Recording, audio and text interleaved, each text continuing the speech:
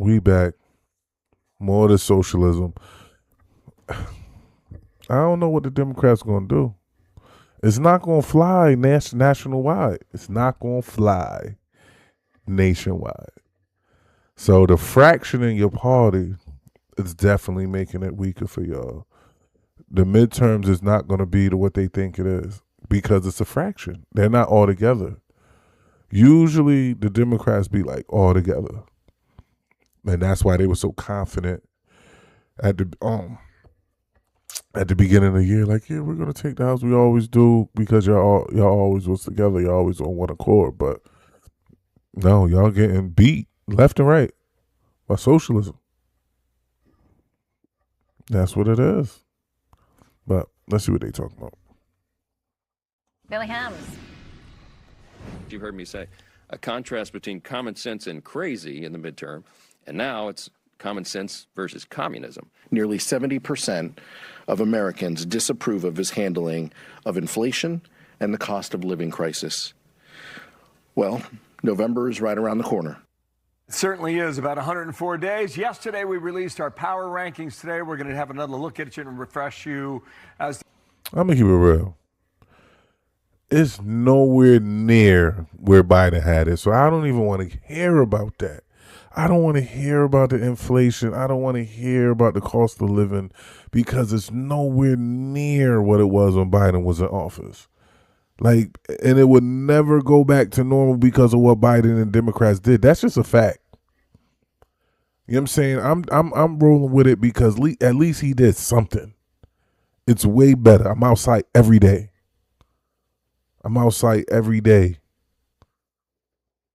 And I'm 40. I just turned 44 yesterday. Inflation in the economy has always been a topic all my life. Ever since I can comprehend, read, count, listen to the news, like it's the same talking points. So trying to make it act like it's just right now, it's always been every year. It's the same issues. It's kind of sickening. how we see this stacking up right now between the House and Senate. First, on the House side, we got about 16 toss-ups here, all right? The forecast is for a Democratic lead. Right now, 211 Democrats, 208 Republicans, but the toss-ups in the middle are going to get a lot of attention. Now, this board right here is going to make your mind blow up, okay? To my right are likely Republicans and then lean Republicans. Then you got likely Democrat seats, then lean Democrats. In the middle, we've got these 16 toss-ups that we will study, no doubt, over the next 3.5 months. Let you know which way we see the wind blowing on that. In the meantime, on the Senate, we've got 4 toss-up seats, 48 solid Democrat, 48 solid Republican, which is really going to be a lot of action come election night. This is going to be something to watch, and we'll show you where to put your attention. Yo, everybody get out and vote. I don't even care. Even if you're a Democrat, get out and vote. Do not vote for communism. Do not vote for socialism. Be an American. Be a Democrat. It's okay. It's okay to be a Democrat. It's okay to be American, but vote for capitalism.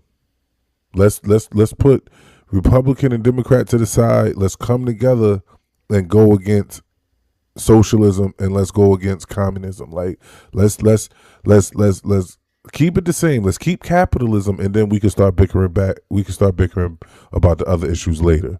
But right now, for these midterms, America should come together and just vote for capitalism. Because if you look who they're voting for socialism, is people that ran from socialism. That's who's getting voted in. People that left socialism, escaped socialism, and now they want to put socialism on us. They just want to become whoever got rich in their country and controlled them. They trying to come here, get rich, and control us. So let's put our differences aside and vote for capitalism. That's it. Everything here in yellow considered a toss-up. We're talking Alaska, Iowa, Ohio, and Maine as of now. Storylines can change. That can all change as well. But this is where we see the map today. Let's bring in our guests right now. Colin Reed and Richard Fowler from the right and from the left. And gentlemen, welcome to this. Colin, how do you see Congress right now And do you agree with the assessment that we've laid out so far? Go. I do, Bill. And this 100-day mark is really important because a lot of these races that have been at a low simmer, they start to boil from now until the actual election day. And what these... Yo, why is his head so big? Yo, his head is... Yo.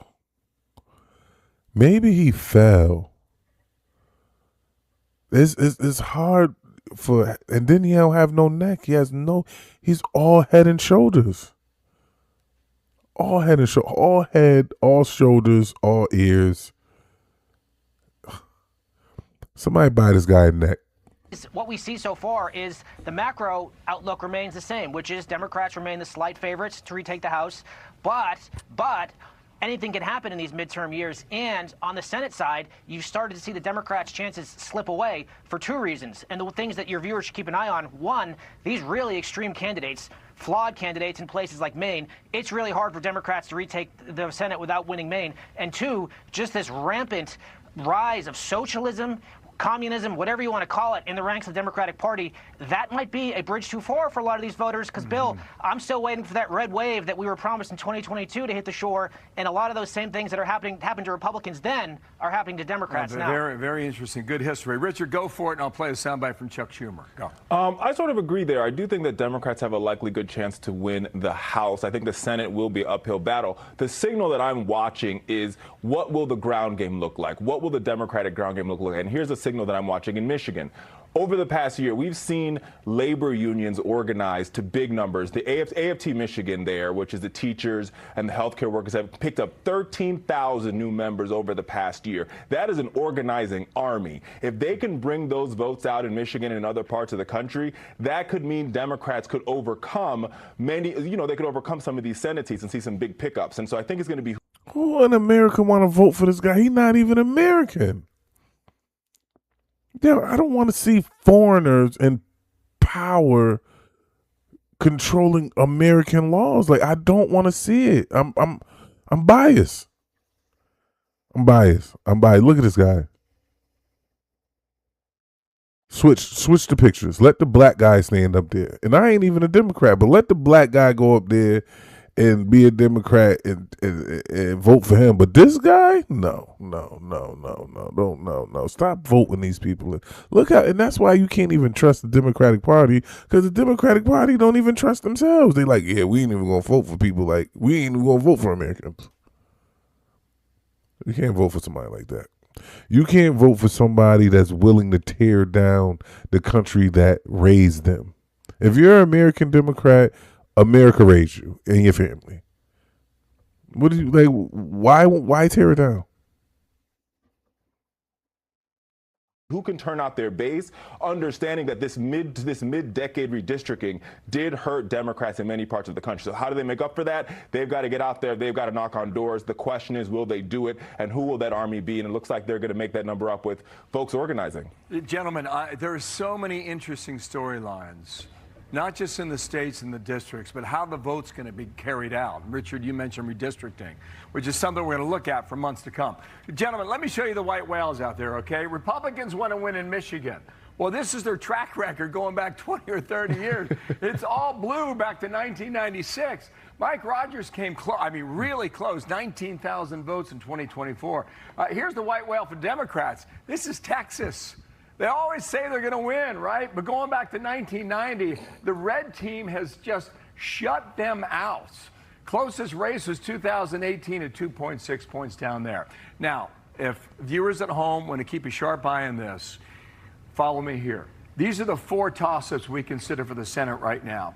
Democrats leaning in four other states on this side of the ledger, Republicans in Texas over here. Democrats have a really tough job here, Colin. I'm going to keep it real with you. Georgia, I'm in Georgia right now. They don't want no socialism. Michigan, it's too many, I'm going to keep it real with you. The Muslim community was voting for Trump out there because they don't want socialism. New Hampshire, I used to be up in New Hampshire. I think it's like live free or something. Like, they don't want socialism. In North Carolina, no, they don't want socialism either. It's not going down. They're not get in the toss-up states. Arkansas, I was just out in Arkansas. Just all year I had to go out to Arkansas. No, I don't believe it. Iowa, my boy live out there in Iowa. Too much freedom out there. They don't want socialism. Maine, toss-up. Definitely Maine. Ohio, no. No. Let's go down. Let's go down to Cincinnati, Cleveland, Dayton, Columbus. Is it Columbus? Yeah, it might be Columbus. Youngstown. Ohio don't want no socialism.